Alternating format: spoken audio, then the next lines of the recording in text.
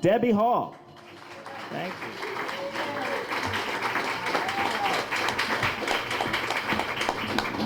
I did Shakespeare in the Park on 105-degree temperatures. Okay, how many of us have ever been married? How many of us have been married more than once? Do I hear 3 times? Keep that hand up, Francis. Good, I'm preaching to the choir. This one's called Happily Never After. It's not, and this one's for the folks in the back. Bless your hearts back there. We're all a little family in the back. Yay! It's 1982. You see, I've been asking God for a sign. But since this Texas morning starts off clear and warm temperatures, just like any other summer day, I figure my second wedding has divine blessings. Mind you, I'm concerned about getting married to Gary. I'm having second thoughts. I've consulted everyone from Cosmopolitan magazine to Ouija boards to see if, in fact, he is the one. All signs point to no, not even close, certain disaster. The Ouija board pointer goes back and forth from no to danger, no danger, no danger. Once it even spelled out death. Could these be warning signs, I wonder? But now here we are, wedding day, July something. Upon awakening, I asked Jesus to give me a sign if this wedding to Gary is not a good idea. I look at myself in the mirror. My hair doesn't look blonde enough next to my ruby red, freshly sunburned skin. Out come the bleach pots. I start doing my hair and manicure and nails. Wait a minute, I forgot to check the clock. Oh, no problem, I've bleached this hair 1,000,000 times. It's true. I'm feeling a little anxious. Perhaps a mild alcoholic beverage. Yes, just to take the edge off. Maybe I better wash this crap out of my hair. Oh, great. Now my hair is fried albino straw. And I'm beginning to feel a little nauseous. Lesson learned. I'll know better than to put in too much tomato juice next time. My mother and I have planned a lovely backyard ceremony. At noon, the men arrive with the arch. Expensive roses attached to garlands are strewn all over the arch. As the men leave, the first gust of wind comes in and blows the arch down. Roses go everywhere. My mother and I stand with hands over our mouths. She is more horrified by my platinum frizz than she is the roses all over the lawn. At 12:30, the cake people arrive. We've ordered a beautiful 4-tiered Italian cream cake with a champagne fountain. At 12:45, my Aunt Fanny, who's come up from Electra with her daughter to help, says, "Nita, did you notice that the cake is beginning to lean a little bit?" Cousin Judy said, "Yes, and I think the champagne is overflowing." My mother, in true style, excuses herself to go and take a bath, and I salvage the champagne.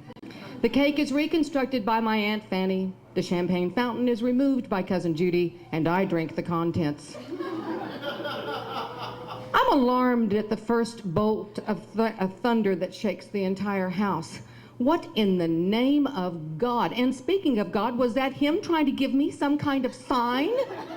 As if on cue, the heavens open up and a torrential downpour soaks the backyard, and a spear of lightning comes down and shafts the arch in half. No, seriously, God, if this isn't meant to be, don't hold back. Tell me if this is a bad idea. I mean it. I go and I take my hair down. Because of the rain and humidity, my hair is stuck to the side of my head with a few electrified clumps down at the bottom. Maybe a little hair gel, glue, hairspray, sticky glue. I take a hairpiece and stick it in the back of my head to sort of fluff things up. Oh, I'm pretty. I decide to put on more makeup to detract from my hair. Now I look like a hooker from Mulligan Flats. I've made a lovely floral chiffon dress for the occasion. I put it on and the waistband comes off. My Aunt Fanny stands in the doorway and looks at the fiasco. That is me. Why, Debbie, I don't believe I've ever seen a bride look so interesting. At 5:20, Gary arrives.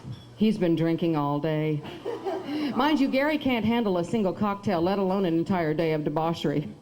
My father strips him out of his tuxedo and sticks him out in the rain to sober him up. After a few minutes, my Aunt Fanny says, "Bill, you know, we might ought to bring Gary inside. Cousin Maud lost 3 turkeys last month because they forgot to come in out of the rain." My father went outside, closes Gary's mouth so he won't gag on the rainwater, and reports that Gary might be able to stand on his own 2 feet pretty soon. The city sirens blew at 5:45. We prudently decide to postpone the wedding till 7 o'clock. This is a great idea. By then, we figure the storm is certain to have passed. Guests will have been able to make it through the detoured, flooded streets, and all will be well. By 6:50, 45 people have arrived. We invited 200, but we considered this to be good odds considering the fact that level 3 tornado sirens were blowing throughout the city. Oh my God, somebody forgot to bring Gary in out of the rain. I throw on a robe, run out the back door, and see Gary laying fetal position in his underwear in the backyard singing God Bless America. As I look up to heaven, the rain pouring mascara down my face, my hairpiece floating into the rose bush, I said, "Dear God, what is this supposed to mean?" At 6:58, I run inside. My mother gets the hairpiece from Herman Caldwell, who had come in the side door holding it, saying, "Y'all, I think there's a dead rat underneath that rose bush." We take the hairpiece, we fluff it, we puff it, we blow dry it, we stick it in my hair. I now look like I'm nesting rodents. At 6:58, I then cursed God for not making his will clearly known to me. 7 o'clock.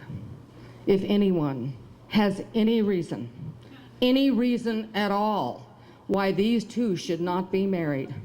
And we said, I do.